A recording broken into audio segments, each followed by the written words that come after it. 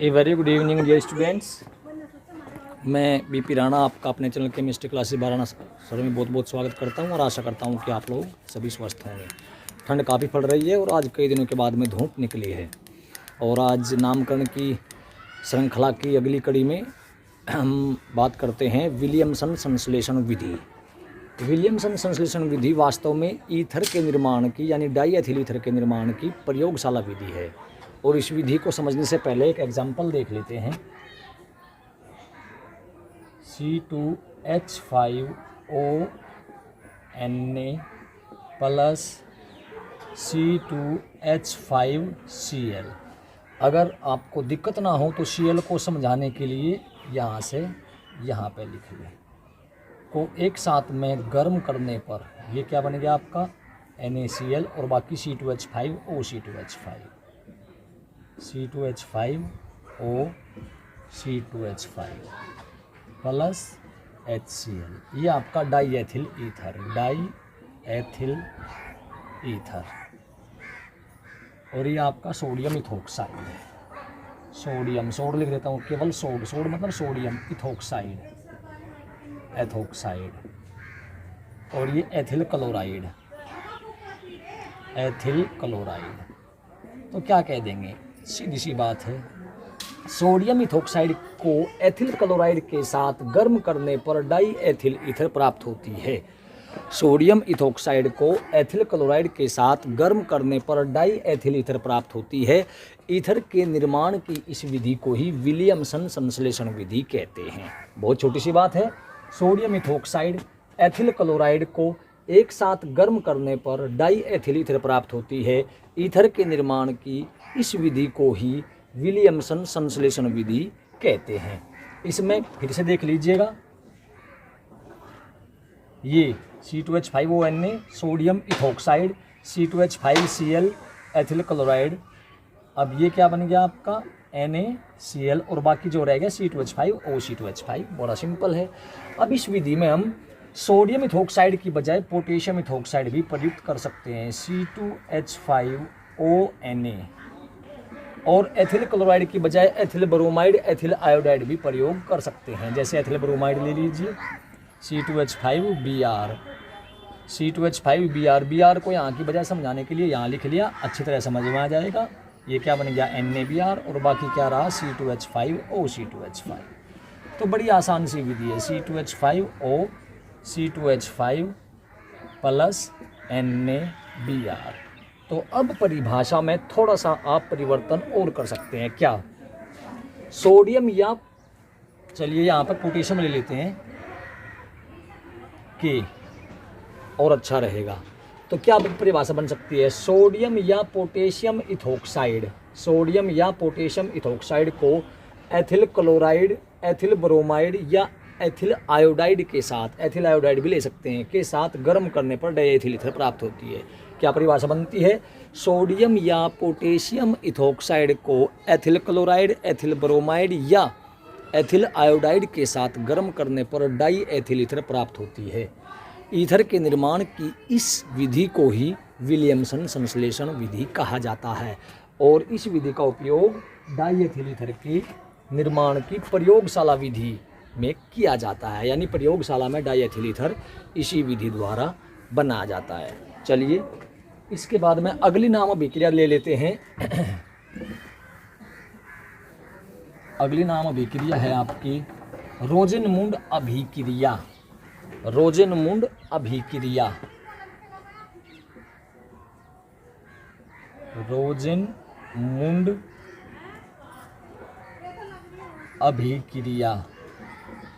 इसको रोजेनमुंड अपचयन भी कह देते हैं।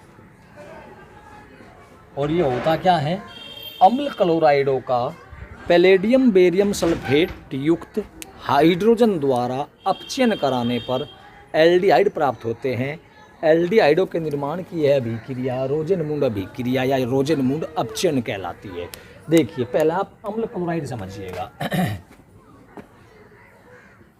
RCOCl, यानी जिन कार्बनिक यौगिकों में COCl समूह होता है, उन्हीं को ही हम अम्ल इसको एसिड क्लोराइड समूह कहा जाता है और RCOCl को अम्ल क्लोराइड कहते हैं। तो अम्ल क्लोराइड या एसिड क्लोराइड RCOCl होते हैं, जिसमें COCl को अम्ल क्लोराइड या एसिड क्लोराइड समूह कहा जाता है।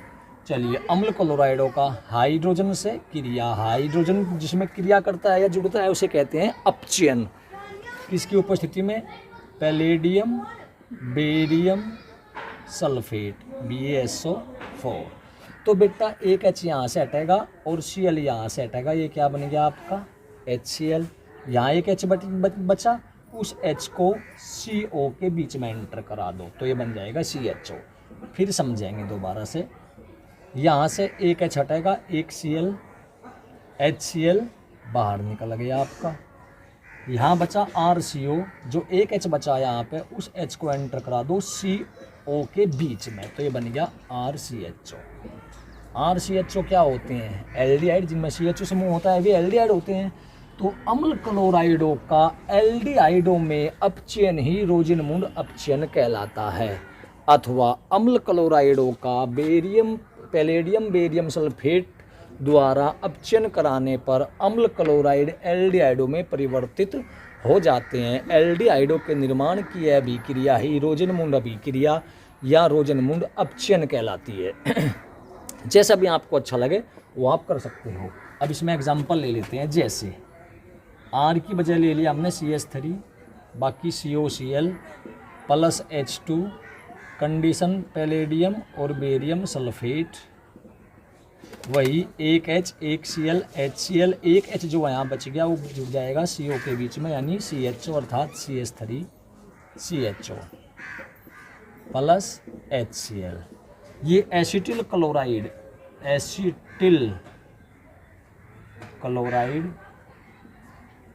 और ये आपका acetaldehyde.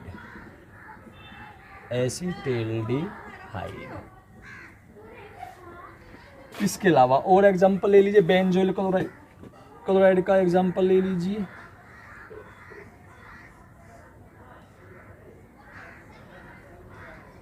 COCl plus H2 PdBaSO4, वही एक H एक Cl को हटा लेगा, एक H CO के बीच में जुड़ जाएगा, यानी CHO बन जाएगा, बेंजोइल्डिहाइड बन गया आपका प्लस HCl। जो भी क्रिया में दिख रहा हो, जो बोर्ड पे दिख रहा हो, उसी देख करके परिभाषा बनाइएगा। अब अगर कोई पूछता है कि रोजिनमुंड अभिक्रिया को या रोजिनमुंड अपचयन को उदाहरण सहित स्पष्ट कीजिए, तो आप क्या कहेंगे? देखिएगा, पैलेडियम बेरियम सल्फेट की उपस्थिति में अम्ल क्लोराइडों का हाइड्रोजन द्वारा अपचयन कराने पर एल्डिहाइड प्राप्त होते हैं। नहीं जी, परिभाषा समझ में नहीं आई, और कर लो। अम्ल क्लोराइडों का पैलेडियम बेरियम सल्फेट युक्त हाइड्रोजन द्वारा अपचयन कराने पर एल्डिहाइड प्राप्त होते हैं, ये भी समझ में नहीं आई जी। अम्ल क्लोराइडों की पैलेडियम बेरियम सल्फेट युक्त हाइड्रोजन से क्रिया कराने पर एल्डिहाइड प्राप्त होते हैं।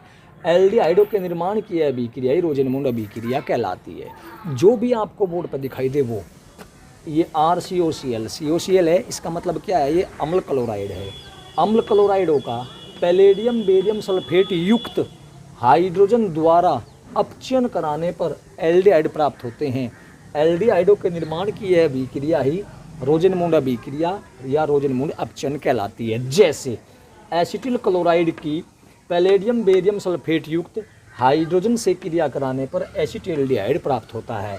इसी प्रकार बेंजोइल क्लोराइड, ये है बेंजोइल क्लोराइड का पैलेडियम बेरियम सल्फेट द्वारा अपचयन कराने पर बेंजेल्डिहाइड प्राप्त होता है।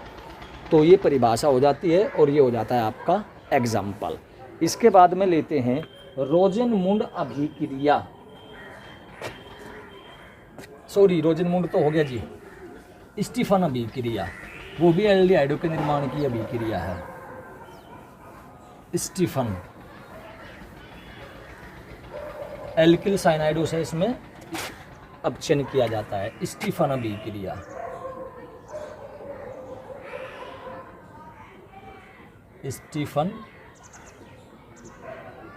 अभिक्रिया, इसे स्टीफन अपचयन भी कह देते हैं। एक एग्जाम्पल समझिए, CH3CN, आप जानते हो मेथिल साइनाइड या एथेन नाइट्राइल। इसमें आपको पता होगा कार्बन और नाइट्रोजन के बीच में ट्रिपल बॉन्ड है। ट्रिपल बॉन्ड को लिख दूं, चलिए लिख लेते हैं, C ट्रिपल बॉन्ड N की अभिक्रिया कराएंगे, इसका करवाएंगे अपचयन, 2H plus HCl SnCl2 plus HCl। होगा क्या, इन दो H में से एक H जुड़ेगा इस कार्बन पे, एक H जुड़ जाएगा इस नाइट्रोजन पे, तो बनेगा ये आपका CH3 CH double bond NH into HCl, ये लवण प्राप्त हुआ हमारा। ठीक है, अब इसका करवा देंगे जल अपघटन। जल अपघटन मतलब H2O।